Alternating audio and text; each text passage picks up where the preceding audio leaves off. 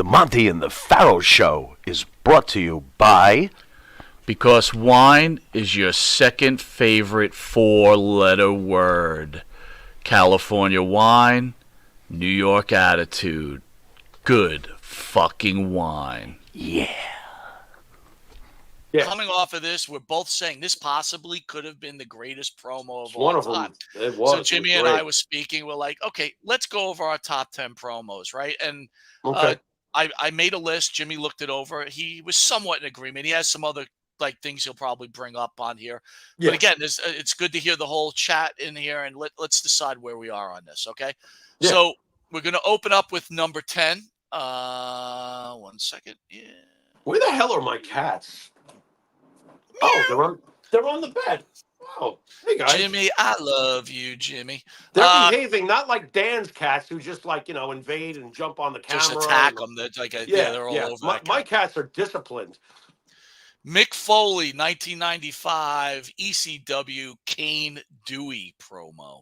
I'm surprised you put this on the list, to be honest. I mean, but I'll explain why. Let me read it and I'll explain why. Yeah. Coming in at number 10, we've got Mick Foley's Kane Dewey promo in ECW. A promo filled with rage and raw emotion. Foley directed his anger towards a fan after seeing a sign in the crowd that said Kane Dewey, being his son. So the reason again, I was not an ECW guy. He went the nuts. first one, and I first admit it. Yeah. But if you watch the promo, what the hell? If you watch the ECW documentary, that is the promo that finally convinced Mr. McMahon to bring Mick Foley to the WWE. Yeah. He was not a Mick Foley fan. Neither was I. I'll be honest. And I think he told Jim Ross, basically, we'll bring him in, but don't let him see his face. So I know you're not a huge fan of this promo, but explain to me why you're not, or why you are. No, the promo was cool, and I remember it, but it's not a landmark promo to me. It is cool that's the one that got him brought to WWE. That's cool. But I've always been skeptical about that one. And let me put it this way. What if I told you that I think that Heyman's nephew was the guy in the stands and he put up the sign and Heyman told Mick beforehand, listen, I'm going to do this, so don't be, and do your best with it. And that's what, I think that's really what was going on there. I think that sign was a plant. Who the hell in their right mind in an ECW, and those were small. The wrestler could get to you and beat the shit out of you, by the way. All right? You're going to sit there, Kane, your son. But dude, think about it. If it wasn't the thing that you said, which could definitely be true, right? Yeah, for sure. Yeah, it was his nephew. How cool is that? How cool is someone has a sign that says Kane Dewey? I mean, come on, man. Dude, it's great. I mean, ECW was the first company. Imagine you know how I find shit funny, okay? I still remember the first time I heard from a crowd, you fucked up. Yeah. You fucked up. Right. I was losing my shit because it happened in ECW. That's where I saw it. I was like, and Sabu goes, what? Like, when he would try to jump on the rope and he would right. You fucked up. And they love Sabu, but they're still doing it. You fucked up. You fucked up. I'm like, oh my God, this is great. So I was like, what is this? We're not in Kansas anymore, Jimmy. Far from going to Madison Square Garden and just going, no. This is definitely not Fuji and Saito bowing to each other. No. By the way, a lot of people were mad that night. Can I point that out? Yeah, you did. You pointed it out right now. They were mad. But on a promo level. Oh, shit. Oh, no. All right. There he is. Sorry, was that me that knocked you out? That was you. That was not me. Dude, I got to tell you. Production today. Why am I looking at Ralphus? What the hell? Because at number 9, Chris Jericho, 1,004 holds. Number 9 takes us to WCW and the charismatic Chris Jericho, during his feud with Dean Malenko. Jericho read off a list of 1,004 holes, a hilarious over-the-top performance showing his comedic.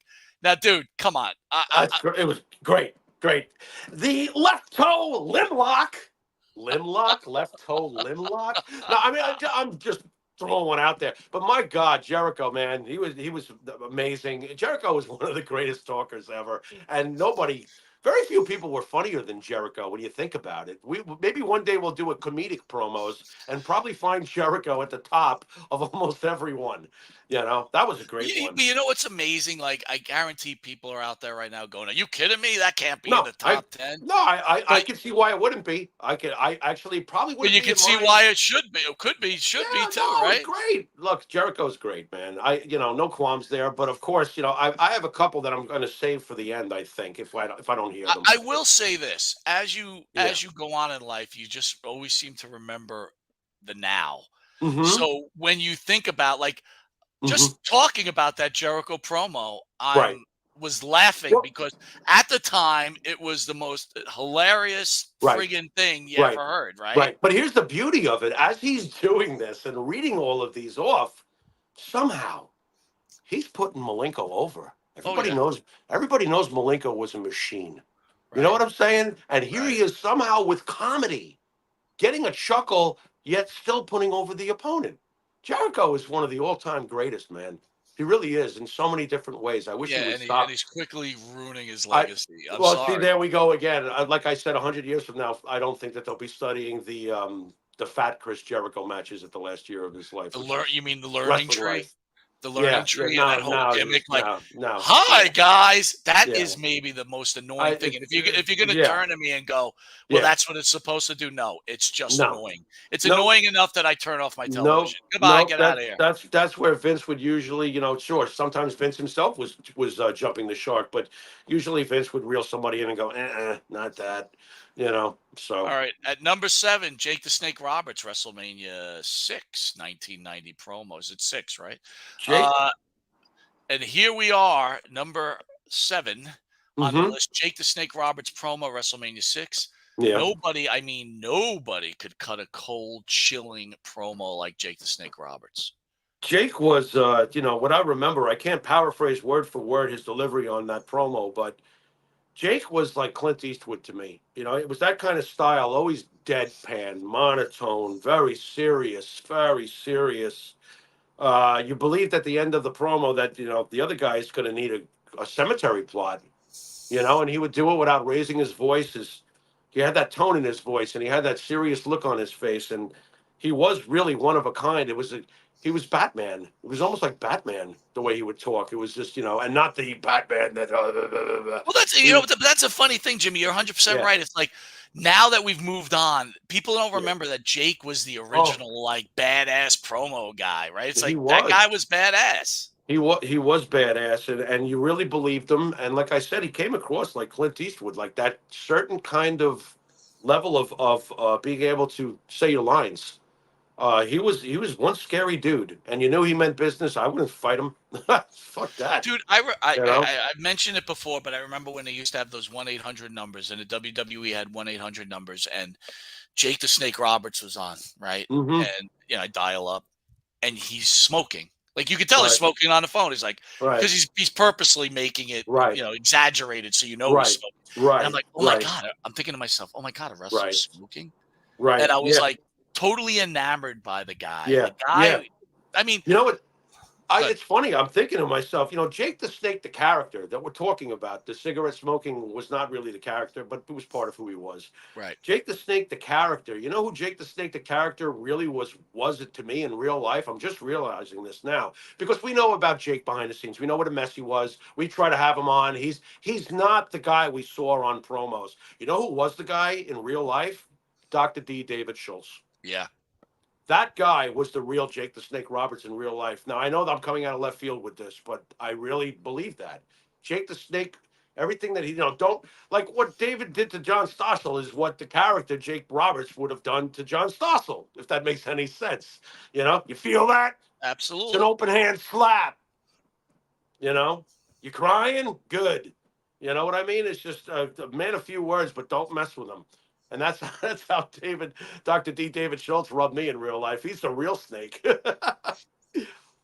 I love it, man. I love it. Yeah. Great promo Hold though. on a Jake second. was great. He was great. Not Make sure we got exactly, this. not exactly heroes of wrestling level though. No, Win, not win, exactly heroes of win, wrestling. win. That's for Check out sure. Damien. He's a wiener. It's horrible. What a It's so horror funny. show. Heroes of Wrestling. God, folks, if you've never seen that traffic accident, go find it. And then yell at me Num- afterwards for telling you to.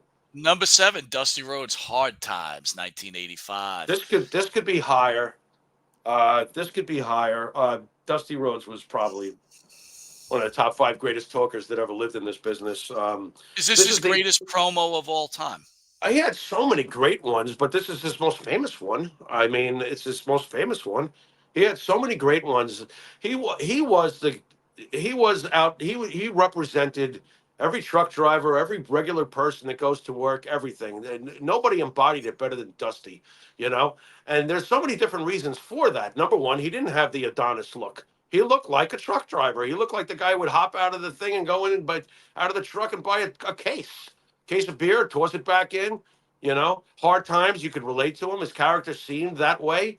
Meanwhile, I in got, real I got to stop you there. I got to Dusty's ask you a blowing all his question money. because I don't want to forget about this. Yeah, In the McMahon docu-series, right, in yeah, the first episode, they speak about when he buys the WWF at the time from mm-hmm, Senior. yeah, And he's now got to take the belt off of Backlund because he already in his head said, this is not the guy that I can go on with. mm-hmm. So his first choice, I don't know if his first choice was Dusty Rhodes. His second choice was Kerry Von Erich, right? Right. So I'm going to ask you. So Hogan was not his first or second choice, okay? So I'm going to ask you this, You're talking senior, junior, Junior. junior. Okay. This is Junior, right? Yeah. So Go he's ahead. going to go. He's going to go for the mass expansion. Yeah. Dusty number 1, Kerry Von Erich. I'm number surprised 2. he even considered Dusty, considering he put him in polka dots a few years later. But go ahead. So here's my question to you. Yeah. From what they have Cody on there, and Cody says the story he always knew is that Dusty didn't believe that Vince can do it, so he didn't do it. Here's my question to you. Yeah. Dusty says yes. Yeah. Is Vince successful? Where does Hogan go? Where's Hogan? Well, who knows? You don't know where Hogan goes. You got to go under the premise that Dusty Rhodes is going to be the, world champion. Well, I would say this much: if he went with Dusty Rhodes and it's 1985, it would work for a while because Dusty was DE in entertainment also. So if Vince was looking from an entertainment perspective and wanted a face that could deliver the promos and deliver the big matches, yeah, Dusty would have worked for a while. Thank God it didn't turn out that way though, because Hogan obviously. Look, I don't like to change history. Hogan went on a run, 9 straight WrestleManias or whatever it was. I stop. You know what I'm saying? It's almost like, what if Babe Ruth had stayed with the Red No, Sox? I always think to myself, this, Jimmy, though, I always think Yeah. sometimes you're better to be lucky than good all the time. Right. And I truly believe, and again, who's a bigger fan of Kerry Von Erich than me, right? Right. If Kerry Von Erich That was wouldn't have tagged to worked. be our champion, That wouldn't no have way. worked. No, If Dusty it wouldn't Rhodes have was worked. tagged, it would not have worked. I don't think so. I don't think so. Ultimately, I mean, he might have been able to get away with it for a couple of years, but I don't even give it years, Hogan? Jimmy. I got to be honest with you. Where is I would give it Hogan? months. I This would give it goes back to months. look. My memory is sometimes really good, and I can go back to the days of Rocky III and Hogan. Hogan was already at the top of my list, and he wasn't even there yet. I had seen him as a heel previously, and then Rocky III came out, and I just drooled at the prospect of Hogan ever coming back. I was paying attention to the AWA. I was paying attention to Hogan. Already was. So when Hogan got here, I was like, thank God. There is no replacement for what Hulk Hogan was to the business, especially by the time he's there in 1985. You're talking about Babe Ruth.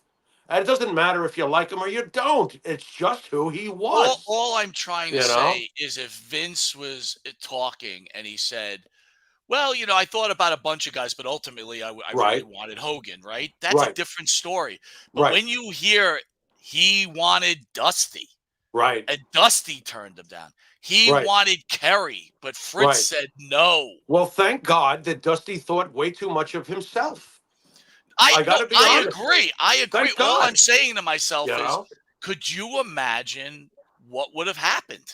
I can't really. I mean, who's the first? Then we got to go back to the time period. Who's the first opponents for Dusty? Who's Dusty main eventing the first WrestleMania with? Roddy?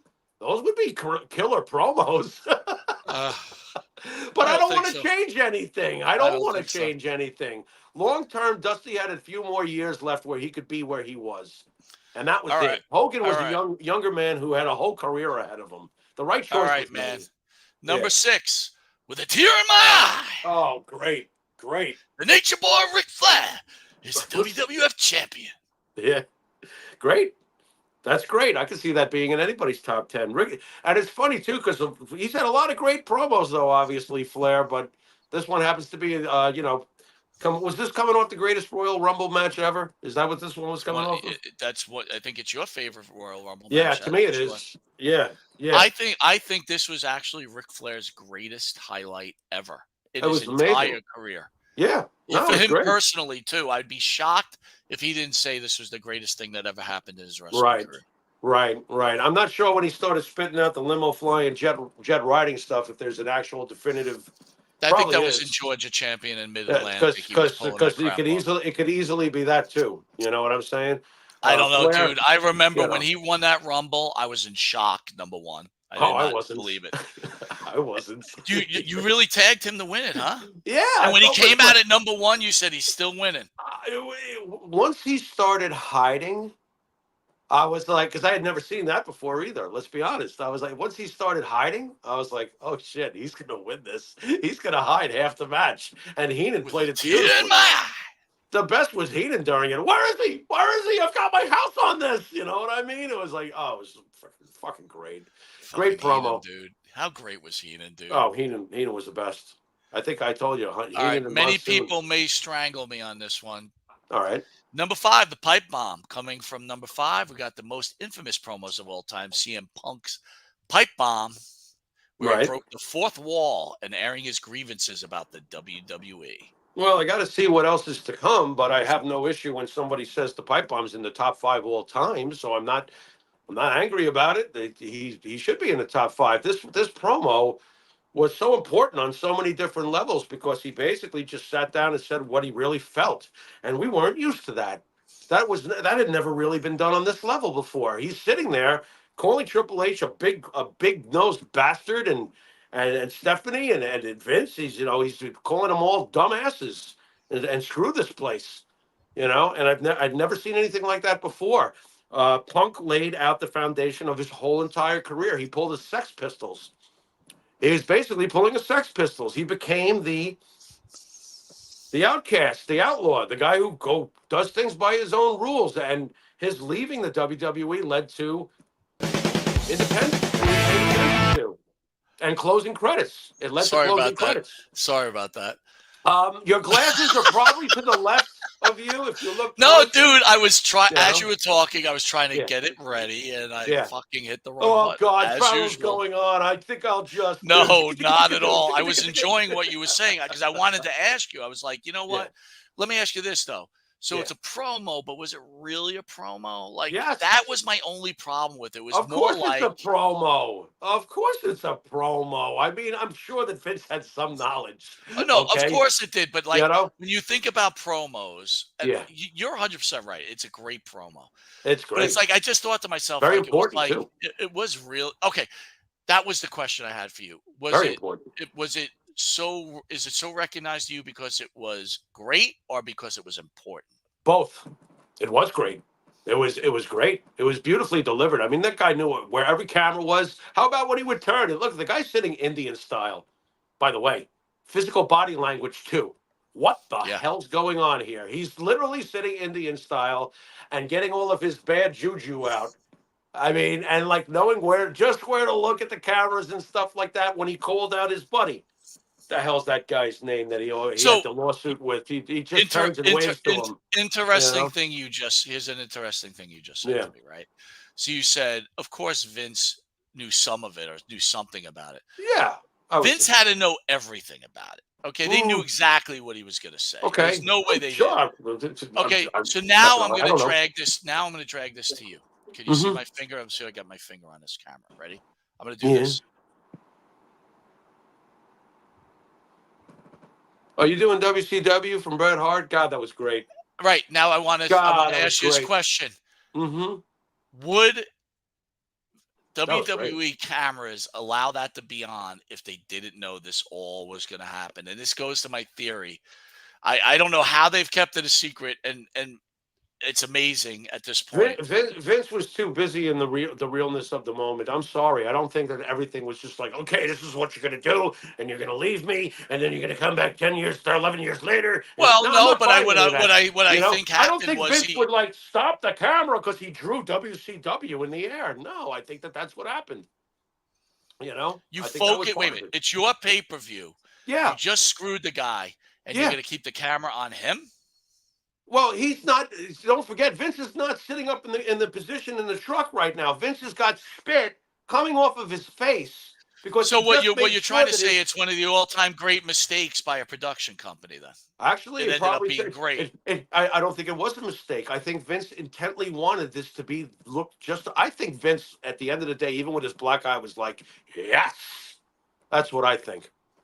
Oh, Controversy. absolutely. The way it turned out, you're Yeah, 100% I right. think Vince. But I my think point is, Vince some of the things that took the punch and happen. everything. I think Vince Well, he was talks willing to about it. take a He talks shot. about it. He talks about it in the Yeah. docuseries.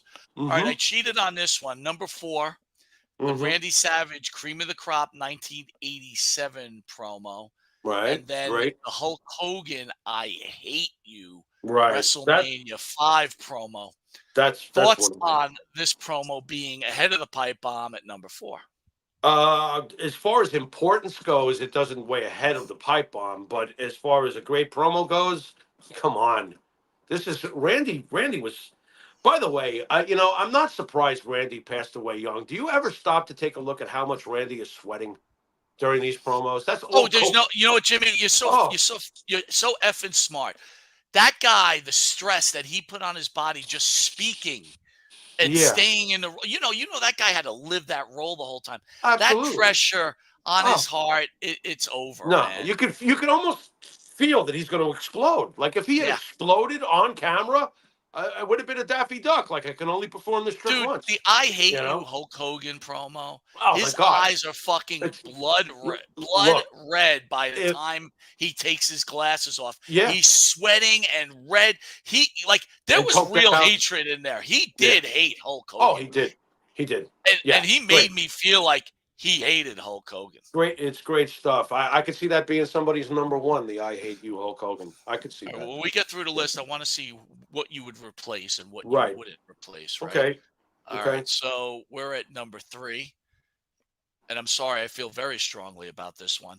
The Mm-hmm. Rock, This Is Your Life, 1999. It was between This and Your Life and You Look Terrible Tonight, right? Oh, I love the one where he's singing to Vicky Oh Guerrero. my That's God, right. fantastic. But this one I Yeah, had to give but the upper hand. The Rock's well, This Is Your Life segment with Mankind in 1999. well, don't forget too. I think this is the highest rated segment of like ever. Ever, Or I mean, ever what are on we talking? Raw. This is Raw's your life. This is your life. Rock was amazing. I mean, everything about it was as perfect as the when they tried to do it years later. Was it with a who did they try to do it with? It was Alexa horrible. Bliss. It was Right, it, it was horrible. it was Every terrible. last thing about This Is Your Life, Rock was a winner. It was funny as could be. The Rock still got to be a complete prick. I loved how he got to tell off everybody. Yeah, The Rock remembers you. You didn't let The Rock get to second base. Yeah, yeah, You know, yeah. and it's like you And how wanted The long Rock. was that? How long was that promo? 25 minutes? Yeah, it's It probably was at up least a there. good 15 to 20, I would Let say. me tell you something. It's a good promo when you could sit there and watch it and not even blink an Yeah, eye, right? it was Going amazing. going back to okay. So far we're at number 3. You've Yeah, heard the list. yeah. This Is Your Life, Rock Does the Cody belongs. Rhodes Roman Reigns deserve a better spot than any of the ones we've named so far? Have we haven't placed it anywhere yet, correct? I mean, we only No, talked but about it. you've We heard haven't the placed list. it. We still got 2 and 1 to go. I don't know, but I definitely feel comfortable saying it's a top 10 promo. I don't know where I would put it, but I'm already comfortable with saying that Rhodes Reigns promo is one of the greatest promos I've ever seen. It's funny. I watched it with Karen, and when it went off, I said that was fucking great, and she's like, "Yeah, that was."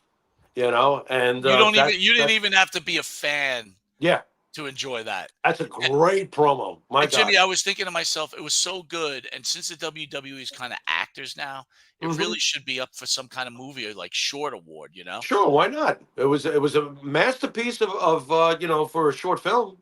Hollywood Hogan's 1996 heel turn, Hmm. right? Yeah. Let me see here. Where Yeah. he turned on the fans and he tells the fans to stick it. Yep. You know what you could do? You could stick it. You Number fans can two. you fans can stick it, brother. This is the most important promo in the history of this business. And yeah, here I go. Wait, let me go mount my Hulk Hogan horse. Here we go. But it's the truth though, because when Hogan did this, all right, Hogan himself was genuinely afraid to do this because when you've been Captain America in the eyes of your fan base and in the eyes of the country for how many years, to actually suddenly become the Joker, to become something that evil had to weigh on him greatly, but he did it. He dropped the leg on Savage. By the way, the commentary was amazing. This that son of a bitch, they were just, oh my god, the fans, the garbage, the physical amount of garbage that was thrown into the ring, and Hogan, to his credit, whatever butterflies he might have had, must have left completely once he dropped that leg because I still remember the power and gravel in his voice. If it wasn't for Hulk Hogan, you people, and he just kept saying, if it wasn't for, if it wasn't for, if it wasn't for, and he was bringing up one example after another as to how we got to this moment in time. If it wasn't for me with WrestleMania, if it wasn't for me with movies, if it wasn't for me, and he was like, and you know what?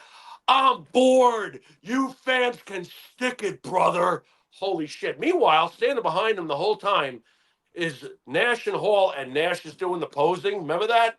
And Yep. Hall's like, they were taking Hulkamania and all your hopes and dreams and saying your prayers and your vitamins and taking a huge dump on it.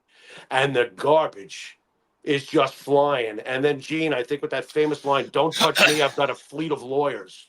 You've seen the garbage being thrown at you. You really want to associate with these men? Holy crap. Everything about that. And if that promo J- doesn't happen, we don't have the Monday Night Wars. We don't have the Attitude Era. We don't have Stone Cold. We don't have The Rock. We don't have everything that happened with the NWO. We don't have any of it. It's all changed. And all because Babe Ruth decided to become Darth Vader. Well, Wow. that's the one great thing You about the know? Vince McMahon docuseries, dude, is like you hear the wrestlers tell these stories, right, on their side or what they saw. You Mm-hmm. never got to hear Vince McMahon tell his side of it.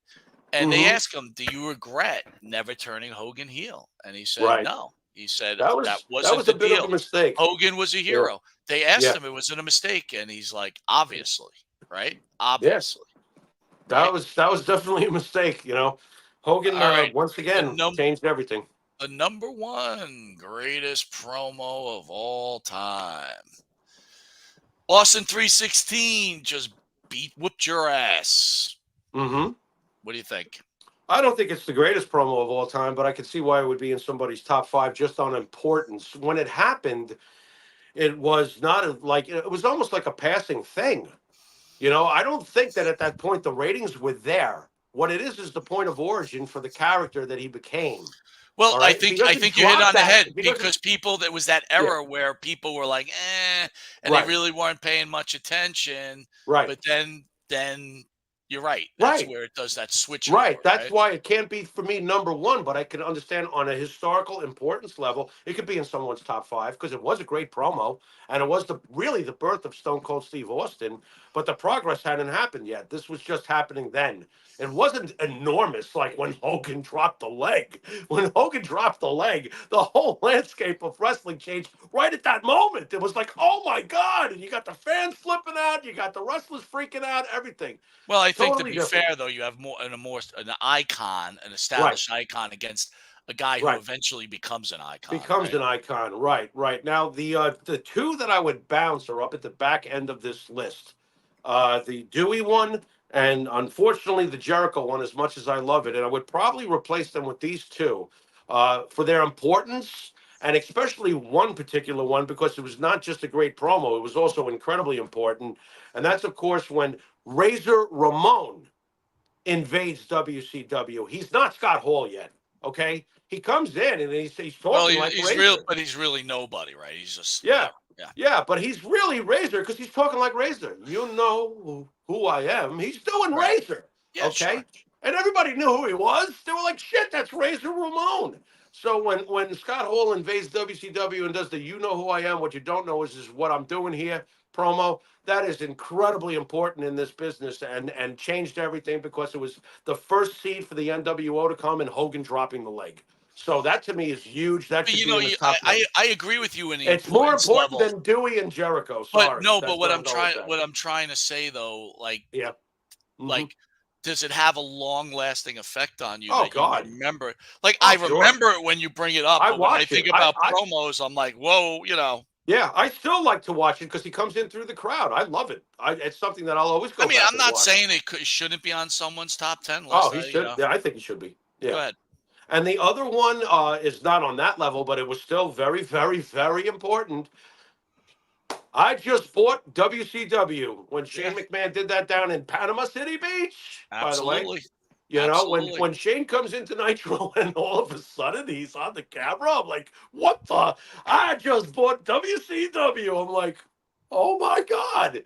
You know, that was an incredible one. And on importance, I'm going to have to remove Jericho and Dewey. Sorry, Mick. But that's Listen, what I totally get it. And but there's probably a bunch more. But yeah, that's what I'm saying. There are so much. Like, Yeah. if you talked about just great vignettes, I mean, fuck. Mhm. If you just go to Mr. Perfect catching his own football pass, I mean, you remember that for the rest of your life, right? What about Ted DiBiase kicking the basketball Oh away? my God. My You know? God. You know what? In fact, Yeah. I would almost say I would love to be that to be on the list, but that wasn't like a vignette. That's why I didn't put it on. It was Right. it It's was not like really an a promo. It's more of a skit. Right. But I mean, I Mr. got you. Perfect, the throwing the football and It's catching the it basketball 100 yards. Yeah, I it's love like, the basketball one. dude, everything that guy does. Anyway, we got to get to the 9 o'clock show where it's going to be a little more And serious. I need a cigarette. I'm not allowed smoking here, so. I think it was great conversation, Jimmy. Yeah. We had some really good thoughts. I thought you were fantastic. You too. I love your Thank feedback. you. And Thank you. all right, brother. And I'll see you at 9 o'clock. Yeah, you've been watching Monty in the House. Bye.